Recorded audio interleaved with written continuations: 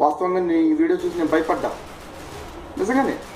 వీడియోలో నేను చూసి ఏ బీపీఓ హార్ట్ అటాక్ వచ్చి అప్పటికప్పుడు పోతామని చాలా భయపడ్డాను రోయ్. కానీ ఏ అయ్యో మరి కాపాడాడు నేను బాగానే. ఓకే, నువ్వు నమ్ముతున్నావు కాబట్టి వెరీ గుడ్. ఇంకేంట్రా అంటున్నావు? నేను మతోన్మాదిని. సరే, నీ ఉద్దేశం అలా ఉండి నా ధర్మం కోసం నేను పనిచేస్తుంటే నేను మతోన్మాదిని అయితే నీ దృష్టిలో నేను దాన్ని కూడా బిరుదులాగే అనుకుంటా. నేను అలాగే ఉంటా.